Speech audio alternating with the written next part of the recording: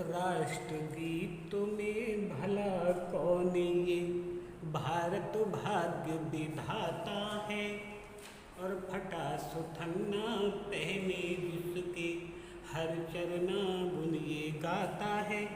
रघुवीर साहे की इन पंक्तियों के साथ अपने YouTube channel doctor Ram Mohan Hindi lecture पर आप सभी का स्वागत और वंदन करता हूँ। आज हम हिंदी साहित्य में तुलसीदास के रामचरितमानस की अयोध्या कांड की व्याख्या संख्या 2 करेंगे। ये सुनौ प्राण प्रिय से लेकर के अविद्यानाश तक की आज हम व्याख्या करेंगे। व्याख्या करने से पहले सबसे पहले हम डालते हैं संदर्भ, और संदर्भ में जो पद होता है उसके लेखक या कवि का नाम लिखा जाता है। यहाँ पर लिखेंगे प्रस्तुत चौपाई महाकवि तुलसीदास द्वारा रचित रामचरितमानस के अयोध्या कांड से ली गई। प्रसंग में जिस जगह का जिस समय का वर्णन किया गया होता है वो बात लिखनी होती है। इसमें लिखेंगे जब कैकेयी राजा दशरथ से जो वरदान मांगती है और उनसे रुष्ट होकर के कोप भवन में चली जाती है, उनसे वरदान मांगती है, उस समय का वर्णन किया गया है। अब देखिए व्याख्या। तुलसीदास जी ने लिखा है कि सुनहु प्राण प्रिय भावती जी का देहु एक बर भरतहि टीका। कैकेयी राजा दशरथ से कह रही है कि सुनहु प्राण प्रिय भावत जी का देहु एक बर भरतहि टीका। रानी कैकेयी ने कहा कि हे प्राण प्रिय दशरथ, राजा दशरथ, मेरे मनोवांछित वर को दीजिए जिससे मेरा मनोरथ पूर्ण हो सके। और क्या वर दीजिए कि देवो एक वर भरतहि टीका, कि पहला वरदान ये दीजिए कि जो मेरा पुत्र भरत है उसको युवराज बना दीजिए।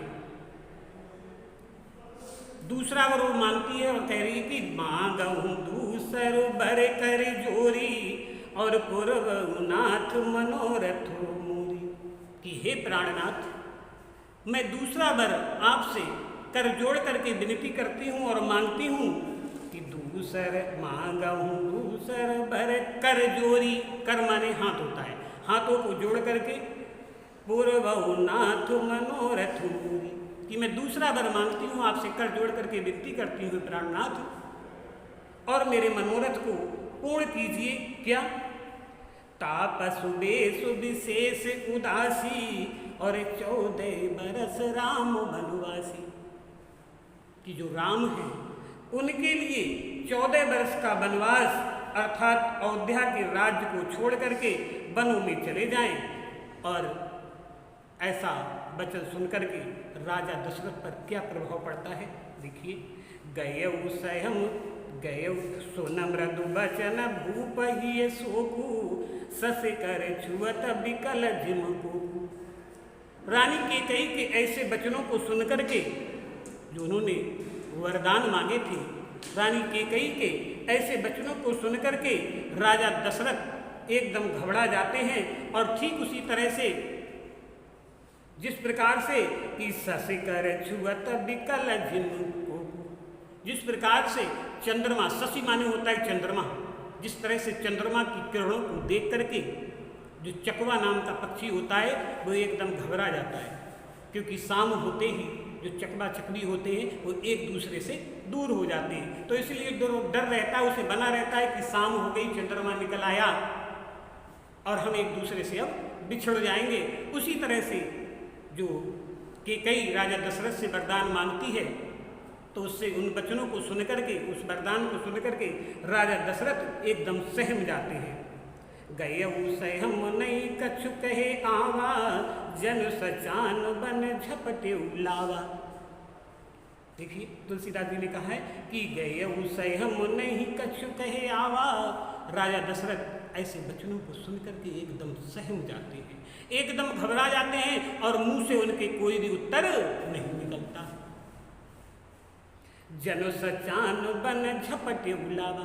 और ऐसा लग रहा है कि राजा दशरथ पर, सचान माने होता है बाज, बाज एक पक्षी सुना होगा, बाज देखा, उस सचान के लिए आया है, सचान बाज होता है। जैसे बाज रूपी केकई ने दशरथ रूपी बटेर पर, जंगल में बटेर चिड़िया पर एकदम झपट्टा मार दिया। ऐसा लगता है कि जैसे बाज ने किसी चिड़िया पर झपट्टा मार दिया हो। देखिए, बेबरन बयहु निपट नर पालू और दामिन हनेहु मनहु तरतालू। ऐसा देख करके राजा दशरथ का जो वर्ण है, चेहरे के जो हवाइयाँ हैं वो बिल्कुल उड़ जाती हैं। कहते थे चेहरे की हवाइयाँ उड़ गई एकदम। दामिन हनेहु मनहु तरतालू, जैसे आकाश में बिजली तड़पती है और किसी पेड़ पर, ताड़ के पेड़ पर गिर जाती है तो पेड़ जो होता है एकदम झुलस जाता है। उसी तरह से जो बिजली रूपी केकई एकदम अचानक दशरथ रूपी ताड़ रूपी वृक्ष पर गिर गई है और पूरा उसको जला दिया है। देखिए, अरे माथे महात मुंड दो लोचन, राजा दशरथ माथे पर हाथ रख लेते हैं और आंखें बंद कर करके बैठ जाते हैं। तनु धर सोच लाग जन सोचन, और अपने आंख से मन में विचार करने लगते हैं, सोचने लगते हैं, कुछ समझ में नहीं आ रहा है। और क्या, देखिए कि मोर मनोरथ सुर तर फूला। राजा कहती कि जो मेरा मनोरथ था, जो आज शुभ घड़ी थी, उस पर मनोरथ फल से वृक्ष लदा हुआ था, फल फूल से, और अचानक क्या हुआ कि भरत करन जिमहते समूला, सबूला जड़ समेत उस फल फूल से लदे हुए वृक्ष को केकई ने एकदम जड़ समेत उखाड़ करके फेंक दिया।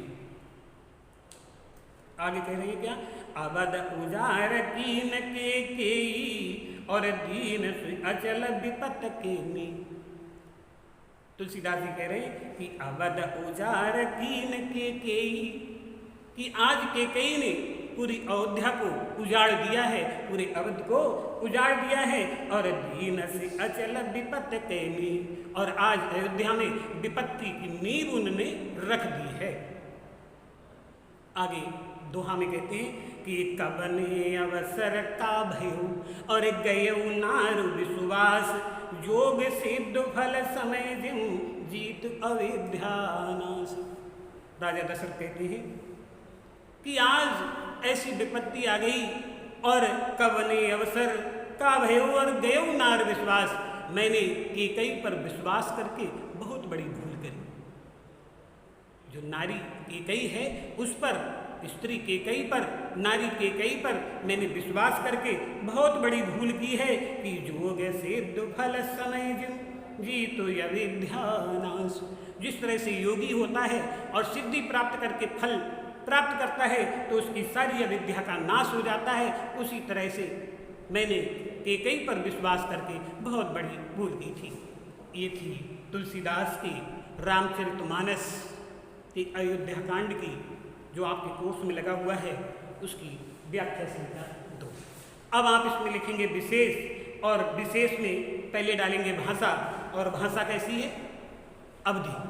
कैसी है, अवधि भाषा है, तुलसीदास की अवधि भाषा है। उसके बाद में डालेंगे अलंकार, अलंकार में रूपक और अनुप्रास अलंकार आप लिखेंगे।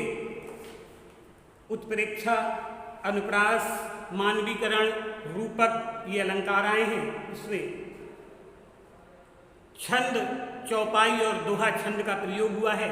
चौपाई और दोहा छंद का प्रयोग हुआ है।